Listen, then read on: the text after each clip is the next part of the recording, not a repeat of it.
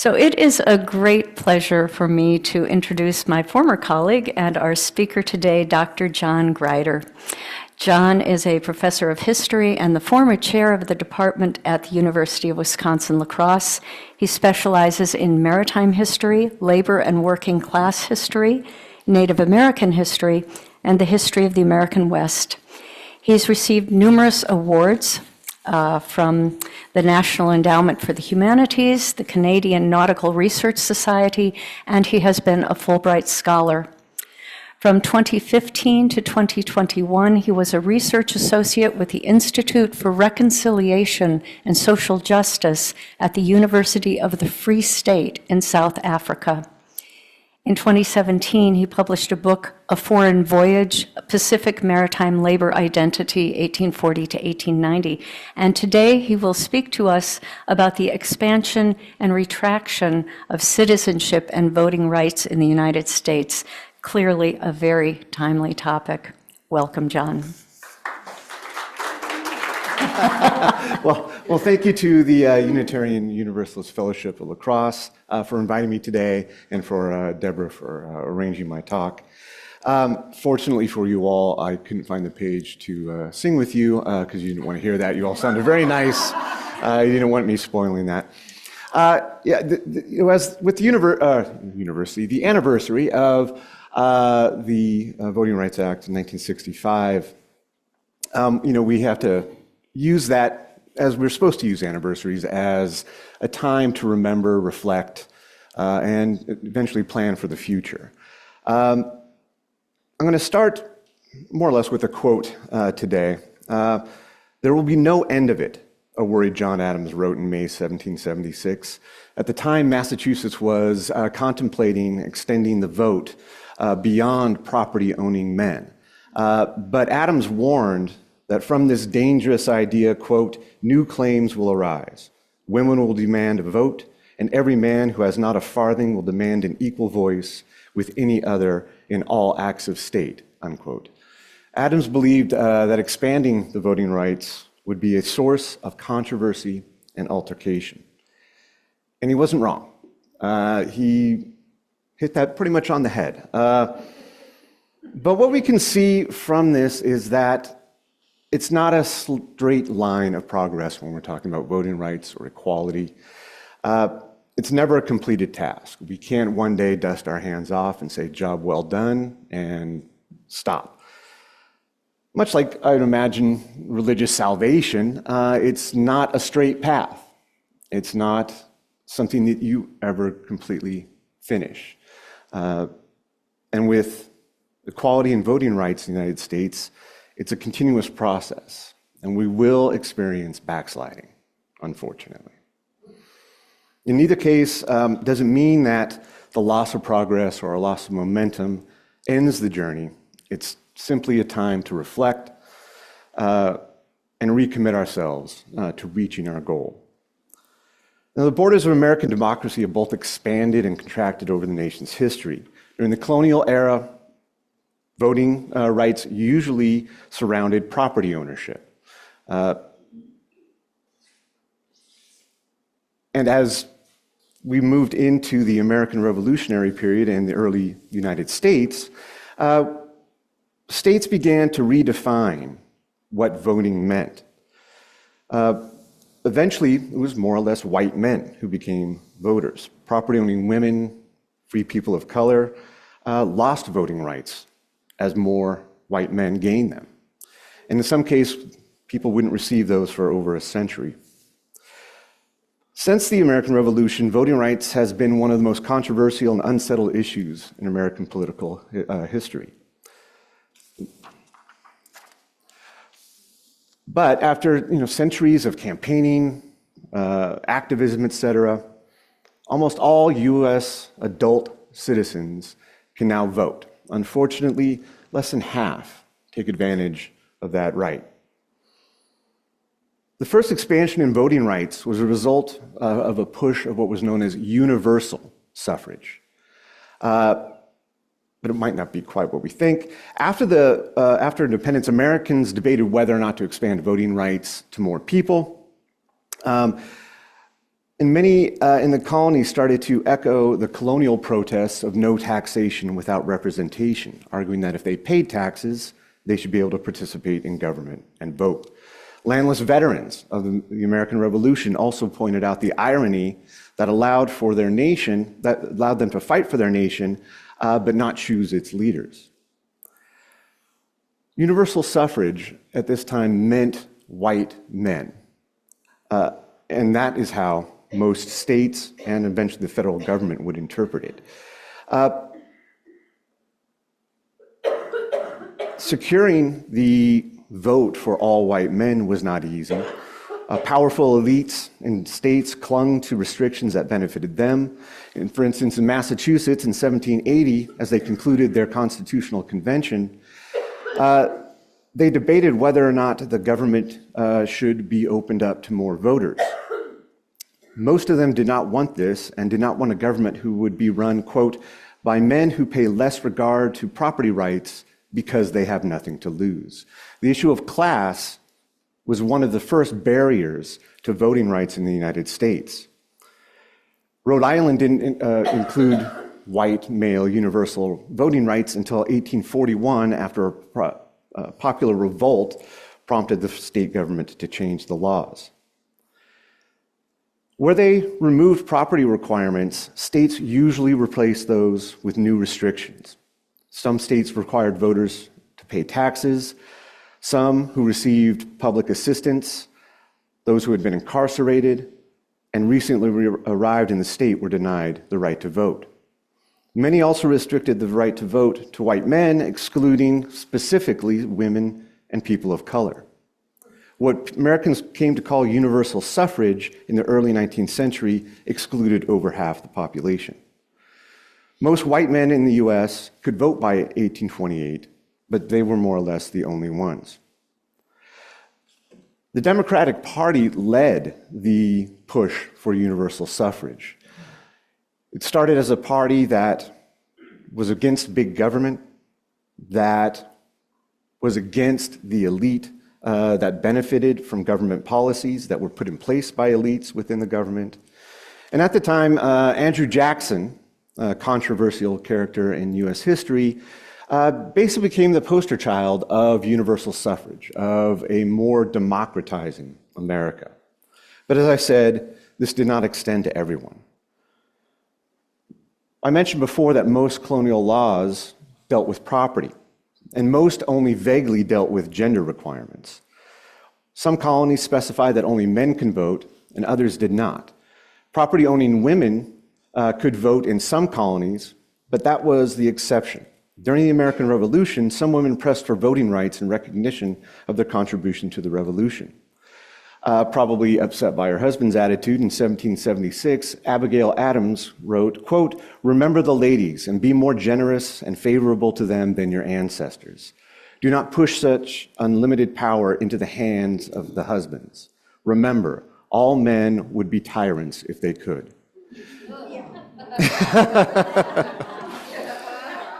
If particular care and attention is not paid to the ladies, we are determined to foment a rebellion and will not hold ourselves bound to any laws in which we have no voice or representation, unquote.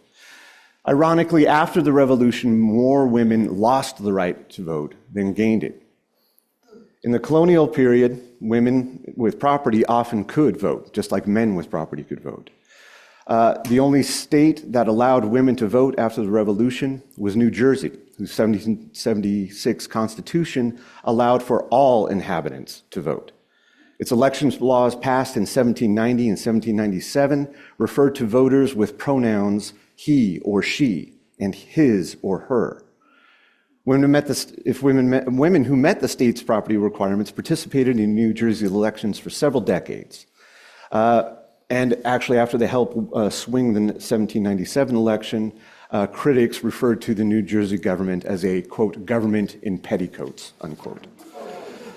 But after fraud allegations marred the 1807 election, New Jersey's government passed a new law to limit the franchise to free white men. Afterwards, no U.S. state allowed women to vote until Wyoming earned statehood in 1890. Women could vote in Wyoming Unfortunately, it wasn't for any sort of ideological reasons that they extended this. It was so that more women would move to Wyoming because there were too many men there. And as still today, not that many people in general, but there weren't very many women. Now, we know that all women received the right to vote in 1920 with passing of the 19th Amendment to the United States Constitution. But as we know, gender was not the only restriction. Racial restrictions also applied. Only a few colonies, including Virginia, specifically required voters to be white. So most of the colonies made no distinction. Most of the ones that did were the southern colonies. When state legislators began to repeal property requirements for voting following the American War of Independence, they usually created new racial voting limits. For some property-owning free black people, this meant a loss of voting rights that they may have had before the independence of the U.S. In 1838, for example, a new constitution in Pennsylvania proposed to take voting rights away from black men. That went through the following year. By 1855, only about 4% of the nation's free black people lived in the 5 states that allowed them to vote. After the Civil War, black men in the South secured the right to vote, but during the Reconstruction era, freed blacks in the South were able to vote for political office, vote for and obtain political office as a result of the 15th Amendment. However, by the end of Reconstruction in 1877, steps were taken in the southern states to ensure that white men could vote and black men could not. Famous literacy tests, grandfather clauses, etc., prevented black men and women from voting in the former Confederacy and in some of the northern states as well.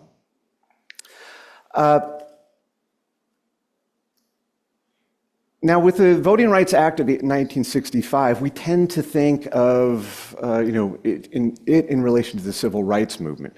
And I think in the minds of most of us, the civil rights movement was the movement by African Americans in the United States to secure equal rights.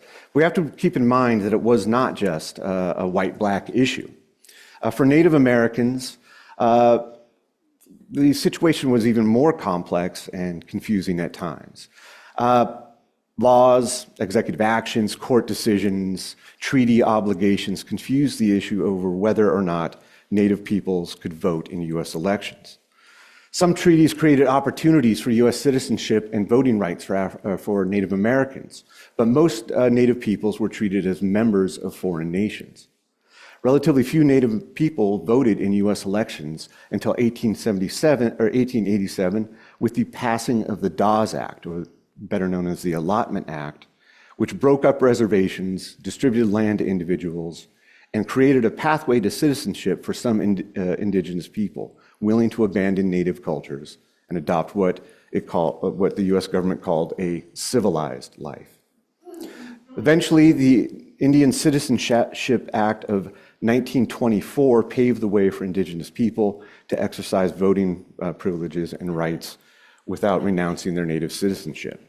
However, many states over the history have continued to obstruct native voting rights, and that happened well into the 20th century. Latinos were also involved in this. In fact, many of the early civil rights cases that would pave the way for the successes of the civil rights movement were fought by Latinos in the U.S. The League of United Latin American Citizens, formed in 1929 to fight racial discrimination and voter suppression in Texas. And after the Second World War, the case of Delgado versus Bastrop Independent School District, which was a federal court case, paved the way for the Brown versus Board of Education ruling that would come later at the Supreme Court level. During the 1960s, voting rights experienced another period of restriction. During that time, literacy tests, poll taxes, English language requirements, and more were brought back, aimed at suppressing the voting rights of people of color, immigrants, and low-income populations. To remedy this, the 24th Amendment was created in 1964 that ended poll taxes. The 24th Amendment was approved by Congress in 1962 and ratified by the states in 1964. It was used in 1966 by the Supreme Court to rule that poll taxes were unconstitutional in any election. In 1965, the year that we are remembering this day and this year, activists marched on from Selma, Alabama to the capital of Montgomery to spotlight the issue of black voting rights. The first march was brutally attacked by police and others on a day that became known as Bloody Sunday.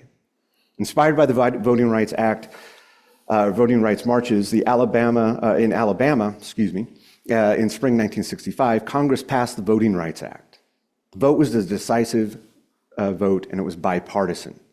It was 79 to 18 in the Senate and 328 to 74 in the House. Remember that when that used to happen? It was bipartisan congressional actions. In the ensuing decades, the pre-clearance provision that was known proved to be extremely effective in securing the idea that if a state was going to change its voting laws, it had to send them to the Justice Department to get them cleared to make sure that they weren't breaking any laws. Now, this landmark legislation is seen as the pinnacle of the civil rights movement, or civil rights and voting rights movement. But it didn't stop there. That was really only the beginning. It wasn't an end, it wasn't the finish. In 1971, young people secured the right to vote, largely because of student protests and youth participation in the Vietnam War. The 26th Amendment prohibited states and the federal government from using age as a reason to deny anyone the vote. So people from 18 years up could finally vote. Before that, it had been the age 21. Voting rights were also extended in 1975. Congress added new provisions to the Voting Rights Act to protect members of language minority groups. This was particularly important for Latino voters and Asian voters in the United States at the time. This secured this guaranteed that voters would have voting materials written in their language, the language that they spoke. In 1982, Congress passed a law extending voter rights for another 25 years and added to it requirements that states take steps to make voting more accessible for the elderly and people with disabilities. In 1993, we had the motor voter movement, where people could register to vote at the DMV, making it easier for more people to become registered voters. In that first year, 1983, over 30 million people completed their voter registration applications through the DMV. Things begin to shift again, though, in 2000. In that year, the close election between George Bush and Al Gore led people to question the system of voting, both the physical system of voting and, in some ways, the ideological system of voting. As a result of that, steps were taken to ensure that voting machines and voting processes were more streamlined and up to date, and seemed to be something that would help Americans to vote and for democracy to move forward. However, the 2000 election and its closeness and fears of illegitimacy led more Americans to question the democratic process in the United States. This came to a head finally in 2013. After the re-election of Barack Obama in 2012, moves to restrict voting rights have been in full swing. In its June ruling in the case Shelby County versus Holder, the U.S. Supreme Court gutted the Voting Rights Act. States and localities with a history of suppressing voting rights no longer were required to submit changes in their election laws to the U.S. Department of Justice. The 5-4 decision ruled unconstitutional a section of the landmark law that was key to protecting voters in states and localities with a history of race-based suppression. In her dissent in the case, Justice Ruth Bader Ginsburg famously stated, quote, "Throwing out pre-clearance when it has worked and is continuing to work to stop discriminatory changes is like throwing away your umbrella in a rainstorm because you're not getting wet." On the 60th anniversary of the Voting Rights Act, we are currently in a period of voting right restrictions. But we should take some small comfort knowing that such restrictions do not last, and voting rights will continue its slow and winding path forward. Most of all, that we should remember that the Voting Rights Act is not in itself an accomplishment. It's simply a tool to be used to ensure that we have all voices heard in the United States. Thank you very much. I appreciate you having me today.